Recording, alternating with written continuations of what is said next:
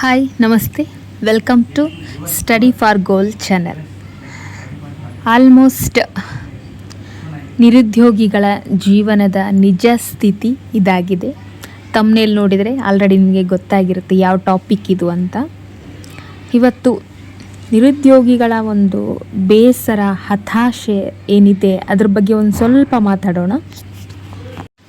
HSTR notification ಆಗಿರ್ಬೋದು, GPSTR ಆಗಿರ್ಬೋದು, PSTR ಆಗಿರ್ಬೋದು, ಪ್ರತಿ ವರ್ಷ ಕರೀತಾರೆ, ಈ ವರ್ಷ ಕರೀತಾರೆ, ನೆಕ್ಸ್ಟ್ ಇಯರ್ ಕರೀತಾರೆ, ಮತ್ತೊಂದು ವರ್ಷ ಕರೀತಾರೆ ಅಂತ ಹೀಗೆ ಏನು ಉದ್ಯೋಗ ಆಕಾಂಕ್ಷಿಗಳೇನಿದ್ದಾರೆ ಹೀಗೇ ವರ್ಷಗಳನ್ನು ತಳ್ತಾ ಹೋಗ್ತಾ ಇದ್ದಾರೆ. ಆದರೆ ಗೆಸ್ಟ್ ಟೀಚರ್ ಮಾಡ್ತಾ ಇಲ್ಲ ಕೆಲವರು. ಯಾಕೆ ಅಂತಂದರೆ ಆಯ್ತು ಇನ್ನೇನು ನೋಟಿಫಿಕೇಷನ್ ಆಗುತ್ತೆ, ಓದೋ ಸಮಯದಲ್ಲಿ ನಾವೀಗ ಕೋಚಿಂಗು, ಧಾರವಾಡ ಕೋಚಿಂಗು ಅಥವಾ ಮತ್ತೆ ಎಲ್ಲಿ ಚೆನ್ನಾಗಿ ಕೋಚಿಂಗ್ ಹೇಳ್ತಾರೆ ಅಲ್ಲಿ PG ಮಾಡಿಕೊಂಡು, PGಗೆ ಅವ್ರ ಹತ್ರ ಅಮೌಂಟ್ ಇಲ್ಲದೆ ತಂದೆ ತಾಯಿ ಹತ್ರ ಅಮೌಂಟ್ ಇಸ್ಕೊಂಡು PGಲಿ ಹೋಗಿರ್ತಾರೆ. ಸೊ ಕೋಚಿಂಗ್ ಸೆಂಟರ್ಗೂ ಕೂಡ ಅಮೌಂಟ್ ಇರೋದಿಲ್ಲ, ಅಲ್ಲಿ ಕೂಡ ತಂದೆ ತಾಯಿ ಹತ್ರನೇ ಫೀಸ್ ಇಸ್ಕೊಂಡು ಹೋಗಿರ್ತಾರೆ. ಯಾಕಂತಂದರೆ ನೆಕ್ಸ್ಟ್ ನಾನು ಕ್ರ್ಯಾಕ್ ಮಾಡಲೇಬೇಕು, HSTR ಆಗಿರ್ಬೋದು, ಯಾವುದೇ ಒಂದು ನೋಟಿಫಿಕೇಷನ್ ಬಂದ ತಕ್ಷಣ ನಾನು ST FD ಯಾವುದಾದ್ರೂ ಒಂದು ಉದ್ಯೋಗ ಒಂದು ಗೌರ್ಮೆಂಟ್ ನೌಕರಿಯನ್ನು ನಾನು ತಗೊಳ್ಳೇಬೇಕು ಅಂತ ಒಂದು ಹಠವನ್ನು ತೊಟ್ಕೊಂಡು ಧಾರವಾಡ, ಹುಬ್ಬಳ್ಳಿ ಆ ಥರ ಬೇರೆ ಊರಿಗೆಲ್ಲ ಒಂದು PG ಮಾಡ್ಕೊಂಡು ಹೋಗಿರ್ತಾರೆ. ಆದರೆ ನೋಟಿಫಿಕೇಷನ್ ಆಗ್ತಾನೇ ಇಲ್ಲ.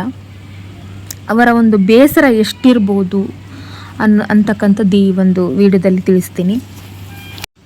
ನಮ್ಮ ಕಣ್ಮುಂದೆ ವರ್ಷಗಳು ರಪ್ ಅಂತ ಪಾಸ್ ಆಗ್ತಾನೇ ಇದ್ದಾವೆ ಅಲ್ವಾ. 2012 ಏನು HSTR ಕರೆದಿದ್ರು, ಇನ್ನು ಇಲ್ಲಿವರೆಗೂ ಕೂಡ ನೋಟಿಫಿಕೇಷನ್ ಆಗೇ ಇಲ್ಲ. ಬಟ್ ಎಷ್ಟು ಬೇಗ ರಪ್ ಅಂತ ನಮಗೆ ವರ್ಷಗಳು ಕಳೀತಾನೇ ಹೋಗ್ತಾ ಇದ್ದಾವೆ. ನಾವು ಇನ್ನೂ ನಿರುದ್ಯೋಗಿಗಳಾಗಿಯೇ ಉಳಿದಿದ್ದೀವಿ. ಸೊ ಅದನ್ನೆಲ್ಲ ಮರೆತು ನಮಗೆ ನೋಟಿಫಿಕೇಷನ್ ಆಗುತ್ತೋ, ನೆಕ್ಸ್ಟ್ ಆಗುತ್ತೋ, ಮುಂದಿನ ವರ್ಷ ಆಗುತ್ತೋ, ಅದನ್ನೆಲ್ಲವನ್ನು ಬಿಟ್ಬಿಡಿ. ಇವಾಗ ನಿಮ್ಗೊಂದು ಬೆಸ್ಟ್ ಆಪ್ಷನ್ಸ್ ನಾನಿಲ್ಲಿ ಹೇಳೋದೇನೆಂದರೆ ಗೆಸ್ಟ್ ಟೀಚರ್ಗೆ ಹೋಗಿ.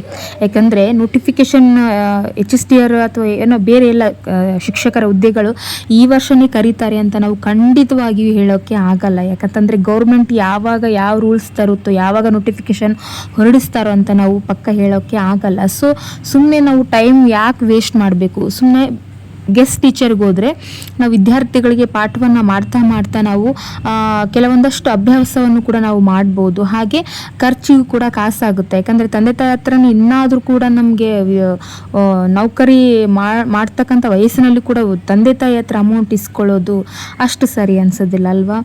ಸೊ ನಾವು ಗೆಸ್ಟ್ ಟೀಚರ್ ಮಾಡ್ತಾ ಸ್ಟಡಿ ಮಾಡಿ. ಸೊ ಇದು ಬೆಸ್ಟ್ ಆಪ್ಷನ್ಸ್ ಅಂತ ನಾನು ಹೇಳಲಿಕ್ಕೆ ಇಷ್ಟಪಡ್ತೀನಿ.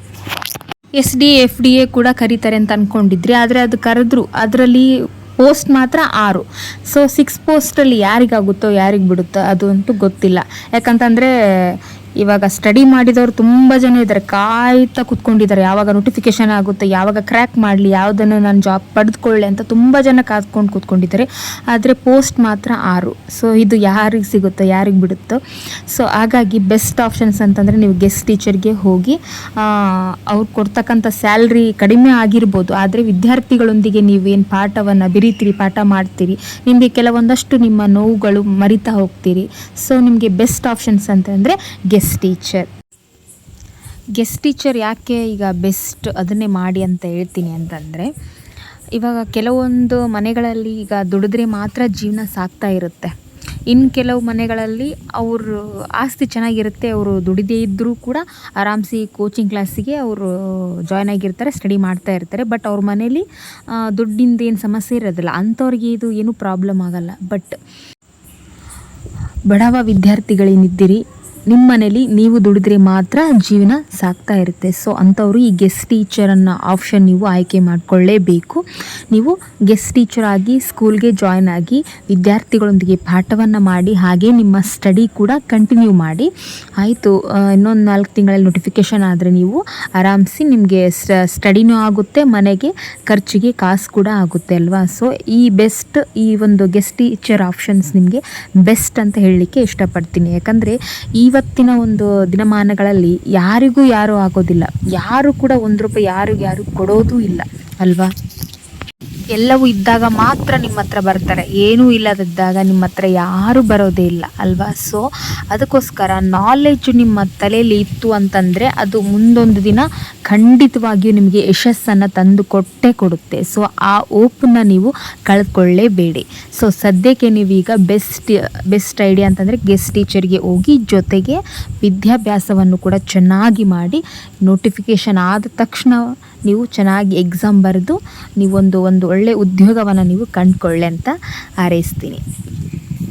ಸೊ ಇಲ್ಲಿಗೆ ನಿಮ್ಮ ಬೇಸರ ಹತಾಶೆಯನ್ನು ಬಿಟ್ಟು ಗುರಿ ಕಡೆ ಮುನ್ನುಗ್ಗಿ ನಿಮ್ಮ ಯಶಸ್ಸು ನಿಮ್ಮದಾಗುತ್ತೆ. ಸಿಗೋಣ ಮತ್ತೊಂದು ವಿಡಿಯೋದಲ್ಲಿ. ನಮಸ್ಕಾರ.